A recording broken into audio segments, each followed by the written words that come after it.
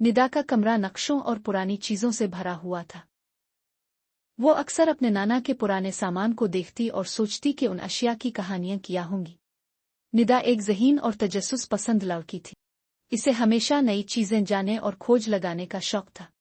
एक दिन निदा अपने नाना के कमरे की सफाई कर रही थी। इसे एक कदीम घड़ी मिली। ये घड़ी बहुत मुनफरिद थी। इसका डायल सोने का था और इस पर अजब किस्म के निशानात बने हुए थे। घड़ी को हाथ में लेते ही निदा को एक अजीब सा एहसास हुआ, जैसे कुछ गैर मामूली होने वाला हो। निदा ने जैसे ही घड़ी के शीशे को छुआ, अचानक हर चीज धुंधली होने लगी। कमरा जैसे झूमने लगा, दीवारें और फर्नीचर गायब होने लगा और निदा को यूं महसूस हुआ जैसे वो खला में तीर रही हो।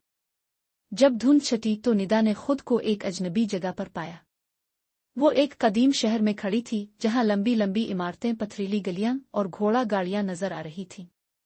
लोग कदीम लिबास पहने हुए थे और बाजार में मुख्तलिफ किस्म के सामान फरोख्त हो रहे थे।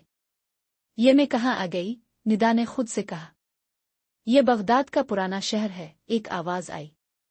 निदा ने पलट कर देखा तो एक बूढ़ा शख्स उसकी तरफ देख रहा था। तुम कौन हो और यहाँ कैसे पहुंची? निदा हैरान थी कि इसे बगदाद के पुराने शहर में कैसे पहुंचाया गया। इसने बूढ़े शख्स को सब कुछ बता दिया। वो मुस्कुराया और कहा, बेटी, लगता है कि तुम वक्त के दरवाजे से गुजर कर यहाँ आई हो। ये कोई आम घड़ी नहीं बल्कि एक जादुई घड़ी है। वक्त का दरवाजा? निदा ने हैरत से दोहराया। बूढ़े शख्स ने कहा, यह घड़ी तुम्हें मुख्तलिफ जमानों में ले जा सकती है, लेकिन तुम्हें होशियार रहना होगा। यहाँ के लोग तुम्हें अजनबी समझ सकते हैं। निदा ने अपने अर्द गिर्द नजर दौड़ाई। बाजार में लोग कालीन, मसाले और कीमती जेवरात खरीद रहे थे। गिल्डी में बच्चे खेल रहे थे और एक जगह पर कुछ आलम बैठकर किताबें पढ़ रहे थे। निदा को अचानक याद आया कि इसने एक किताब में पढ़ा था कि बगदाद इल्म व हिकमत का मरकज था। वो एक लाइब्रेरी की तरफ बढ़ी जहां बहुत से लोग मुताला कर रहे थे। ये तो बैतुल हिकमत है, निदा ने खुश होकर कहा। बैतुल हिकमत इस जमाने की सबसे बड़ी लाइब्रेरी थी, जहां दुनिया भर के आलम इल्म हासिल करने आते थे। निदा ने गौर से देखा तो एक नौजवान आलम किसी पेचीदा मसले पर गौर कर रहा था। वो करीब गई और पूछा, क्या मैं आपकी मदद कर सकती हूँ? नौजवान ने हैरत से निदा की तरफ देखा। तुम कौन हो और तुम्हें कैसे मालूम कि मैं किस मसले पर काम कर रहा हूँ? मैं अलजबरा पर काम कर रहा हूँ, लेकिन कुछ निकात मेरी समझ से बाहर है। निदा को अलजबरा आती थी क्योंकि इसने स्कूल में ये मजमून पढ़ा था। इसने नौजवान की मदद की और इसे कुछ नए तरीके बताए।